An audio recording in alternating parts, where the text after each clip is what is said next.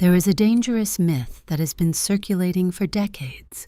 It's the idea that babies are blank slates, that because they won't remember these early years, their feelings don't count the same way ours do. We tell ourselves they're too young to understand, or they'll forget it in 5 minutes. But here's the secret that modern neuroscience has finally unlocked. Your baby might not remember the event, but their body and their brain remember the feeling. Infants are the most sophisticated emotional barometers on the planet. They are born with mirror neurons, specialized cells that allow them to literally feel your emotions as if they were their own. They don't need language to know when they are being dismissed, laughed at, or ignored. They feel it in their nervous system, and it shapes the way they view the world for the rest of their lives. Welcome back to Baby's Mind Secrets. Today, we are looking at the 10 everyday things that might be hurting your baby's feelings right now. These aren't big traumas. They are small daily habits that can create emotional static between you and your little one. By the end of this video, you'll know how to spot these invisible hurts and, more importantly, how to heal them. Let's protect those tiny hearts. 1. The still face. Number 1 is something we are all guilty of, the still face. In the 1970s, Dr. Edward Tronick conducted the still face experiment. A parent would play with their baby and then suddenly make their face completely blank and unresponsive. Within seconds, the baby would become distressed, try to re-engage the parent, and eventually collapse into tears. Today, we do the still face every time we pick up our smartphones in the middle of an interaction. To you, you're just checking a text. To your baby, you have suddenly vanished emotionally. Their safe harbor has turned into a cold, unfeeling statue. When this happens repeatedly, the baby feels a sense of relational abandonment. It hurts their feelings because it signals that the device in your hand is more interesting than their existence. 2. Laughing at them. Number 2 is laughing at them instead of with them. Babies are funny. They fall over, they make weird faces, and they get mad about things that seem ridiculous to us. But to a baby, their frustration is 100% real. When a toddler is crying because their banana broke and we film it for social media while laughing, we are creating an emotional rupture. Babies are highly sensitive to social shaming. They might not understand the word humiliation, but they understand the energy of being the butt of a joke. When they are in distress and you respond with laughter, it breaks their trust. It tells them, my pain is your entertainment. 3. Ignoring their conversations. Number 3 is ignoring their babbles. When your baby goes baba-daga, they aren't just making noise. They are inviting you into a serve and return interaction. This is the foundation of brain architecture. If a baby serves a sound and you don't return it, if you stay silent or keep looking away, it actually triggers a stress response in their brain. Their cortisol levels rise. They feel ignored and unimportant. It's the equivalent of you telling a best friend a story and having them walk away mid-sentence. It hurts, doesn't it? It hurts your baby, too. We're halfway through our list, and if you're currently looking at your baby and feeling like the world's worst parent, take a deep breath. None of us are perfect. I have definitely laughed when my kid got a piece of cheese stuck to their forehead. We're all learning. The goal isn't to be perfect. The goal is to be aware. If you want to keep learning about the secret language of your baby's brain so you can be the best emotional detective possible, hit that subscribe button. We're building a community of parents who care about the why behind the what. Give this video a like if you've ever felt like your baby was judging your life choices. And tell us in the comments, what's one thing you think your baby is super sensitive about? Is it the way you say no? Is it when you leave the room? Let's share the struggle in the comments. 4. The abrupt transition number 4 is the abrupt transition.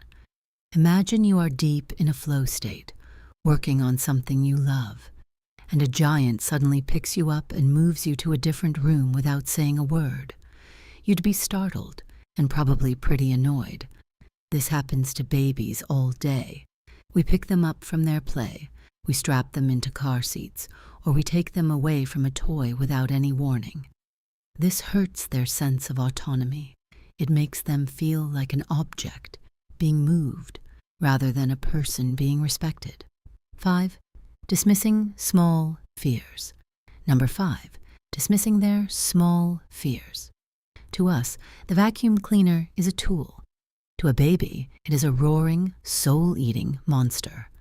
When we say, "Don't be silly, it's just a vacuum," we are invalidating their reality.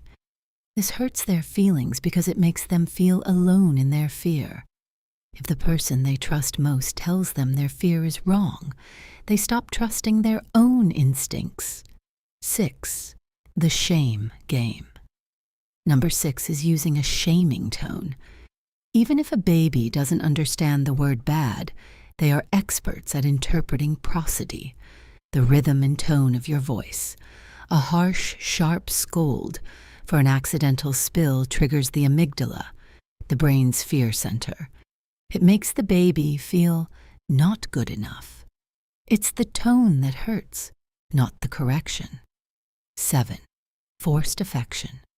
Number 7 is forced affection. Making a baby give grandma a kiss when they are clearly pulling away or feeling shy is a violation of their bodily autonomy. It tells them that their feelings about their own body don't matter as much as someone else's politeness. This creates a disconnect in their emotional boundaries that can last a lifetime. 8. The no fatigue number 8 is the no fatigue. If the only word a baby hears all day is no, stop, and don't, they begin to feel like the world is a place of restriction rather than exploration. It hurts their natural curiosity. Constant knowing can make a baby feel like they are the problem rather than their behavior. 9. Arguing in front of them. Number 9 is arguing in their presence. You might think, they're just playing with their blocks. They don't notice Dad and I are fighting. They notice. They feel the spike in the room's energy. Because of those mirror neurons, when your heart rate goes up during an argument, your baby's heart rate goes up too. They absorb the relational stress of the household, which can make them feel insecure and on edge. 10. Comparing them. And finally, number 10. The energy of comparison. Even if you don't say it out loud, babies can sense the energy of disappointment.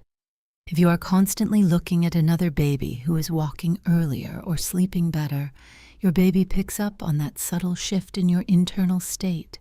They sense when you aren't present with them because you are wishing they were different. Now, that's a heavy list.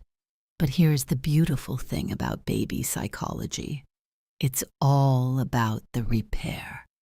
You don't have to be perfect. You just have to be good enough. Here is how you handle it when you realize you've hurt their feelings. Step 1. Narrate the rupture. If you've been on your phone and you see your baby looking sad, say it out loud. "I'm sorry, I was looking at my phone and I didn't see you. I'm back now." You are teaching them that emotions can be discussed and fixed. Step 2. The 3-second rule for transitions. Before you pick them up or change their activity, count to 3 out loud. 1, 2, 3. Okay, let's go change your diaper. This gives their brain time to prime for the transition, respecting their autonomy. Step 3. Validate the fear. Instead of "don't be silly," try, "that vacuum is very loud, isn't it? It's okay to be scared." I'll hold you until it's finished. You are building a bridge between their fear and your safety. Step 4. The breathe first method. If you're angry or about to argue, take one deep breath. Your baby's nervous system is tethered to yours. If you can calm your body, you automatically help them calm theirs. Your baby doesn't need a perfect parent. They just need a parent who is tuned in. Every time you catch yourself and choose connection over distraction, you are literally building a stronger, more resilient brain for your child. You are their world, and in their world, you are doing a great job. If you found this video helpful, please give us a like. It helps this message reach more parents who want to protect their babies' emotional worlds. What's next? Now that you know what hurts their feelings, you need to know what's happening when they won't look at you. Watch our video on the psychology of baby avoidance right here. Thanks for watching Baby's Mind Secrets. Keep listening to the whispers, and we'll see you in the next one.